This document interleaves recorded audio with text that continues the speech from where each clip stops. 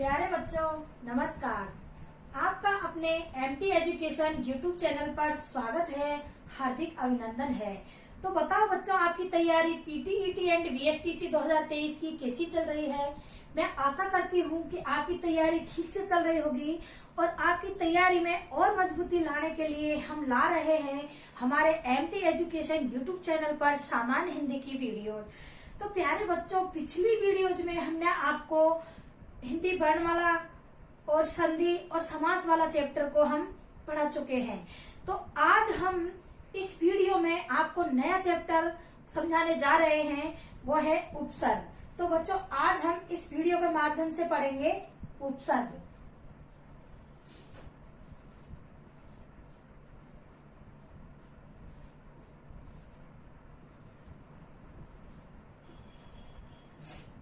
तो बच्चों, आज हम देखते हैं कि उपसर्ग क्या है। उपसर्ग क्या है? तो उपसर्ग एक शब्द संरचना की इकाई है। उपसर्ग शब्द संरचना की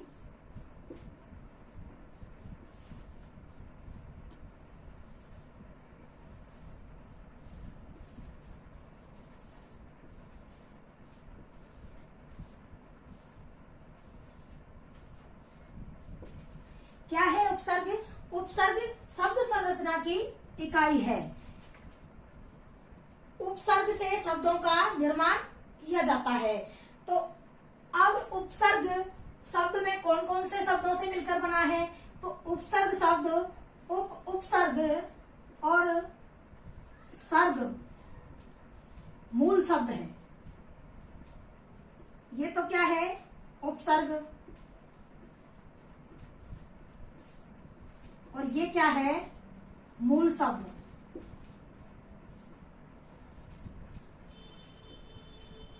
ये जो सर्ग है ये श्री धातु से बना है।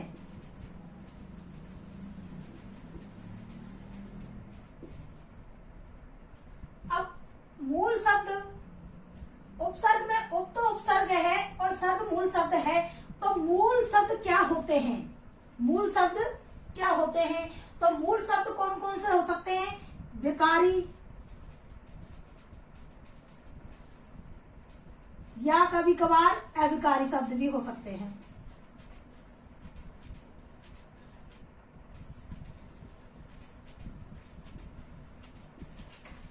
क्या है उपसर्ग? किस किस से मिलकर बना है? उप तो उपसर्ग है और सर्ग मूल शब्द है। तो इससे मिलकर क्या बना है? उपसर्ग। क्या बना है? उपसर्ग। अब इसमें ये जो उपसर्ग है इसका क्या अर्थ है? उप का अर्थ है समीप या पास, पास में। और सर्ग का अर्थ क्या है? सर्ग का अर्थ है निर्माण करना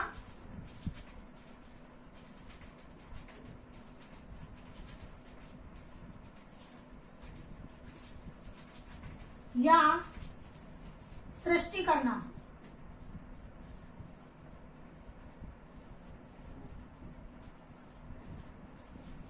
क्या है? उप का अर्थ है क्या? समीप या पास में।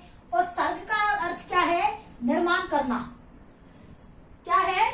समीप में निर्माण करना। तो उपसर्ग क्या हुआ?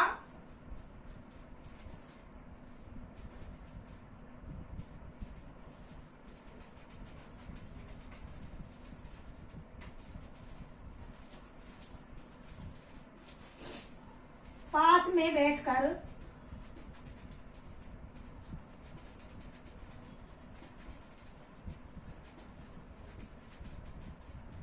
निर्माण करना।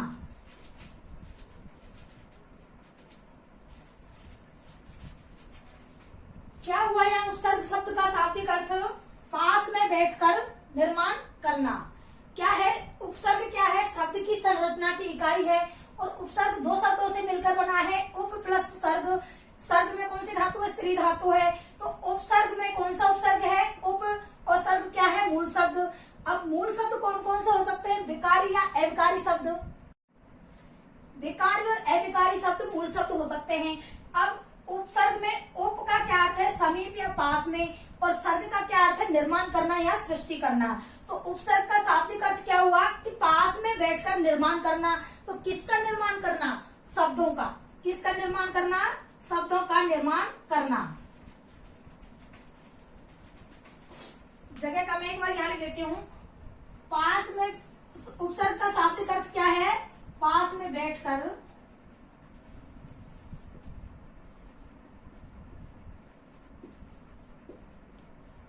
शब्दों का निर्माण करना।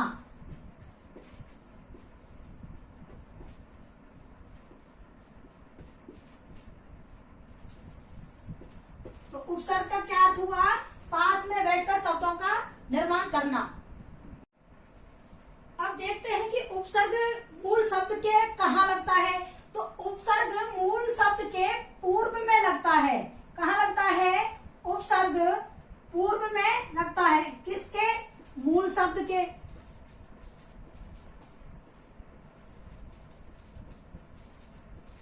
यहां क्या आएगा, उपसर्ग प्लस मूल शब्द। अब मूल शब्द में हमने बताया था अभी अभी कि विकारी शब्द कोई कोई कंडीशन में अविकारी शब्द भी हो सकते हैं।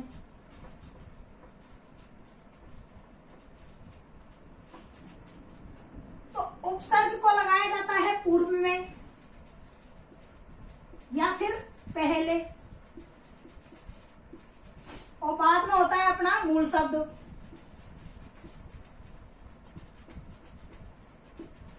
तो उपसर्ग मूल शब्द के पूर्व में या पहले जुड़ते हैं। कहाँ जुड़ते हैं, पूर्व में या पहले। जैसे हमारे पास है शब्द, शब्द है हमारा मूल शब्द हार। क्या है, हार। तो हार मूल शब्द है, इसका अर्थ है हारना।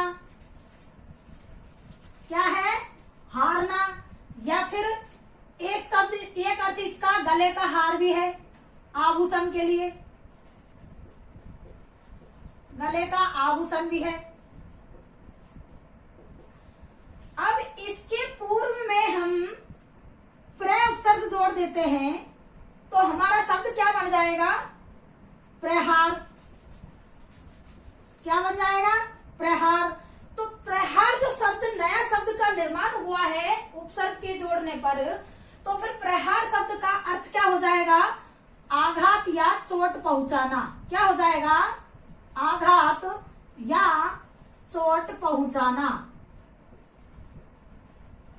क्या हो जाएगा, आघात या चोट पहुंचाना। तो अब हमको यहाँ पर यह भी पता चल गया है कि उपसर्ग का मूल शब्द के पूर्व में जोड़ने पर अर्थ में परिवर्तन हो जाता है। जो नया शब्द बनता है उपसर्ग जोड़ने पर, तो उससे अर्थ में परिवर्तन भी हो सकता है। जैसे हमारे पास है शब्द जय। मूल शब्द कौन सा है, जय। तो जय का अर्थ क्या है, जीतना। क्या है, जीतना। अब इस जय शब्द के आगे अगर हम भी उपसर्ग जोड़ देते हैं तो ये क्या बन जाता है, विजय। क्या बन जाता है शब्द हमारा, विजय। तो विजय का अर्थ भी जीतना है, लेकिन इसमें विशेषता उत्पन्न हो जाती है। जय शब्द में भी उपसर्ग जोड़ने के बाद में इसकी मतलब विशेष जीत। क्या हो जाती है, विशेष जीत। तो जो विजय जय शब्द है इसकी विशेषता भी उपसर्ग जोड़ने से और बढ़ जाती है। तो हमको यहाँ पर यह भी पता चलता है कि कोई कोई उपसर्ग ऐसे भी होते हैं जो किसी मूल शब्द के आगे जुड़कर उसके अर्थ में परिवर्तन तो लाते ही हैं, लेकिन उसकी विशेषता भी उत्पन्न करते हैं। नए शब्द का जो निर्माण होता है उपसर्ग जोड़ने से, तो वो उसकी विशेषता भी उत्पन्न करते हैं। तो और आगे देखते हैं।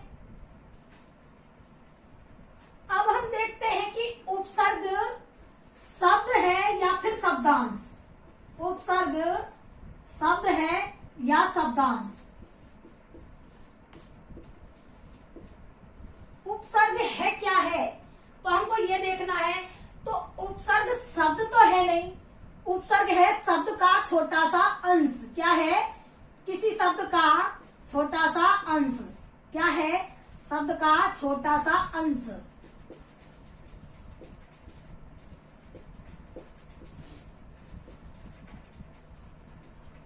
तो उपसर्ग को हम शब्द तो बोल नहीं सकते। क्या है उपसर्ग? शब्दांश।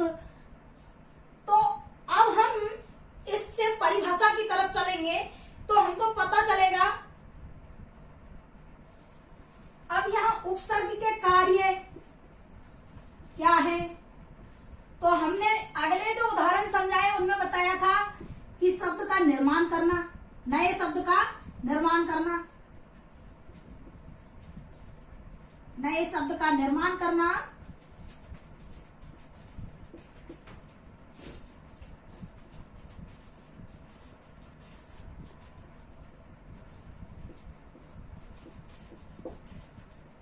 शब्द में अर्थ में परिवर्तन लाना,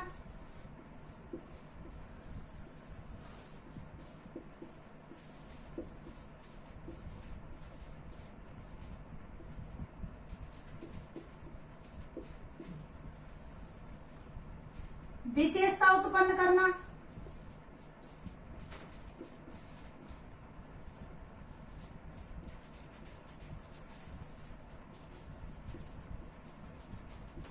अर्थ में चमत्कार लाना।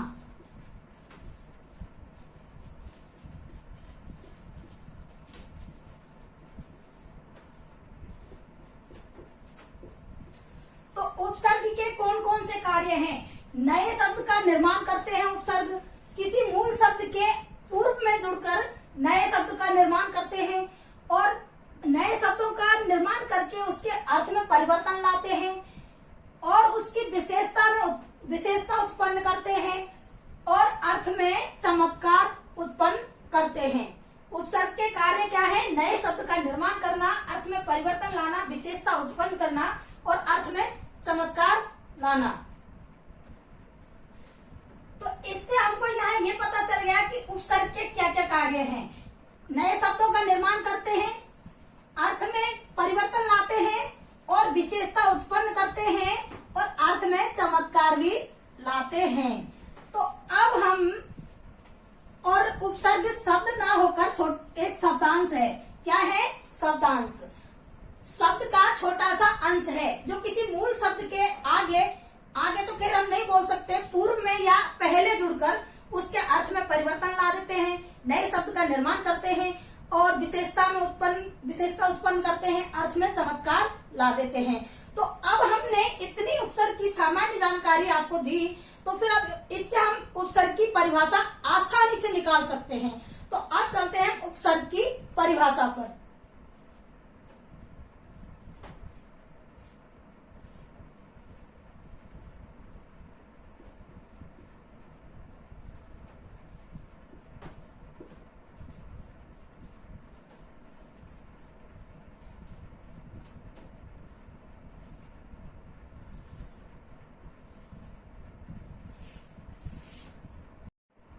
उपसर्ग की परिभाषा कि उपसर्ग क्या है। तो अब तक हमने आपको इतनी उपसर्ग की जानकारी जुटाई, तो उनसे अब हम परिभाषा को आसानी से यहाँ बना सकते हैं। तो परिभाषा क्या है उपसर्ग की? तो हम बताते हैं कि वे शब्दांश जो किसी मूल शब्द के पूर्व या पहले जुड़कर किसी नए शब्द का निर्माण करते हैं और उसके अर्थ में परिवर्तन लाते हैं और उसकी विशेषता उत्पन्न करते हैं, अर्थात मूल शब्द में चमत्कार उत्पन्न कर देते हैं, वो उन्हें क्या कहते हैं? हम उपसर्ग। क्या है परिभाषा? कि वे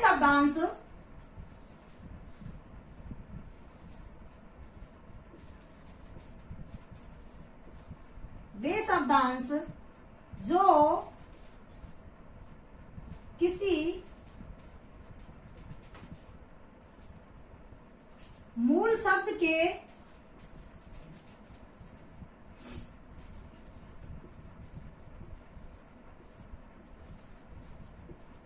मूल शब्द क्या है? विकारी या अविकारी शब्द।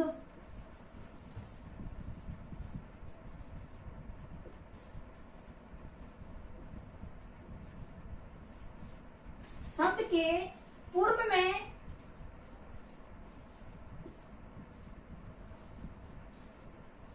ऑब्लिक पहले जुड़कर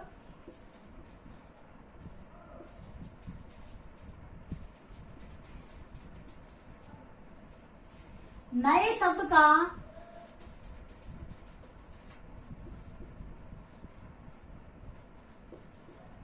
निर्माण करते हो।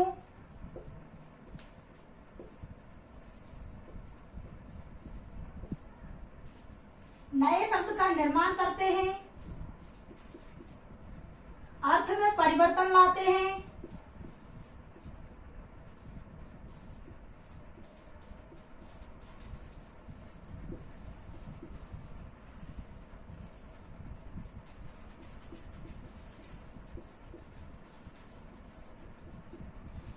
विशेषता उत्पन्न करते हैं,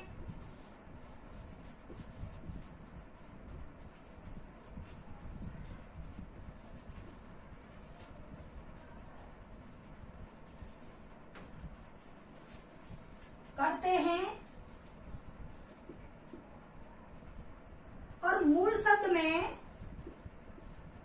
तथा मूल शब्द में चमत्कार उत्पन्न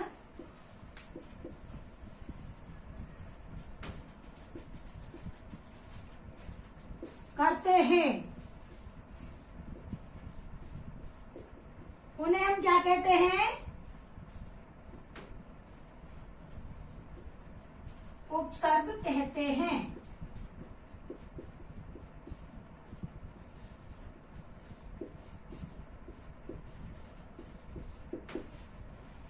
क्या है हमारी उपसर्ग की परिभाषा? कि वे शब्दांश जो किसी मूल शब्द कौन से है? विकारी या अविकारी।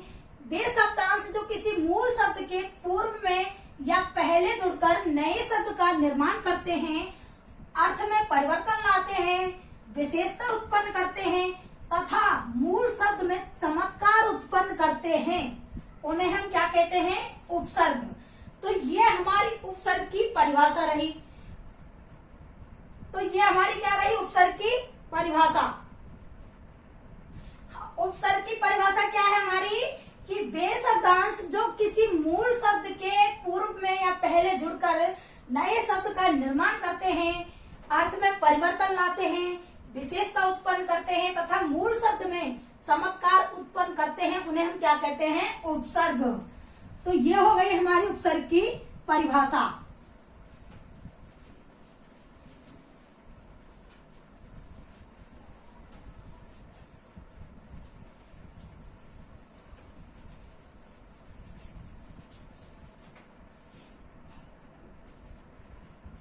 अब हम यह देखते हैं कि उपसर्ग का प्रयोग कितने रूपों में किया जाता है। तो उपसर्ग का प्रयोग दो रूपों में किया जाता है। उपसर्ग का प्रयोग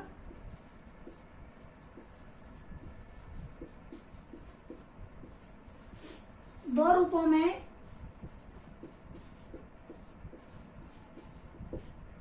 होता है।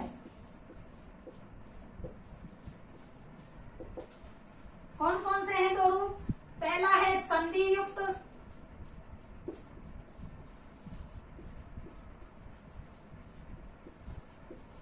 या सहित, दूसरा है संधि से रहित। संधि मुक्त या रहित। उपसर्ग का प्रयोग दो रूपों में होता है।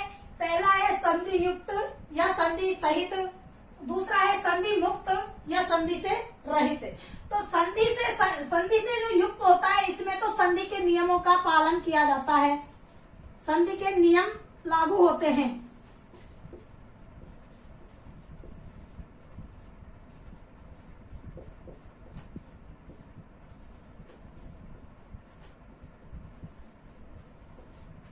और यहाँ संधि रहित है, यहाँ पर संधि के नियम लागू नहीं होते। यहाँ पर कोई भी संधि के नियम लागू नहीं होते हैं।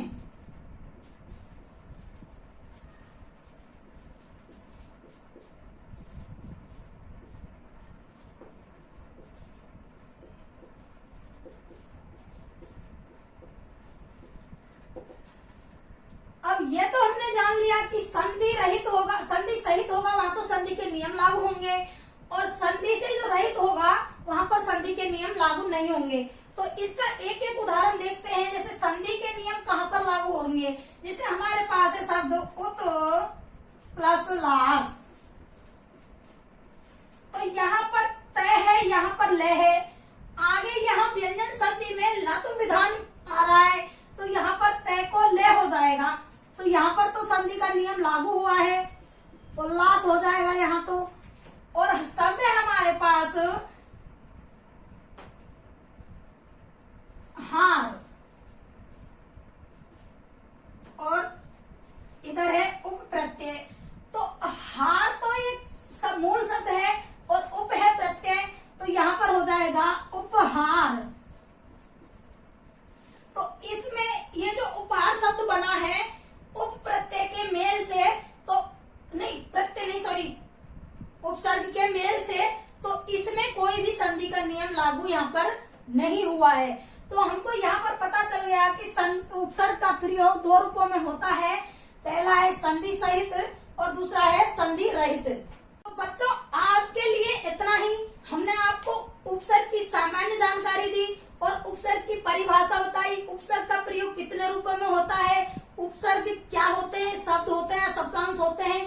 तो आज के लिए बच्चों इतना ही। कल देखते हैं, अगली वीडियो में देखते हैं इसका आगे का उपसर्गों की ट्रिक बताएंगे याद करने की। हिंदी के उपसर्ग भी बताएंगे, संस्कृत के भी बताएंगे, विदेशी भी बताएंगे, देसी भी बताएंगे। तो बच्चों आज के लिए इतना ही। और जिसने भी हमारे चैनल को सब्सक्राइब नहीं किया है वो हमारे चैनल को सब्सक्राइब कर लें और हमारी वीडियो को लाइक करें। ज्यादा से ज्यादा अपने साथियों को जोड़ने के लिए वीडियो को शेयर करें। धन्यवाद।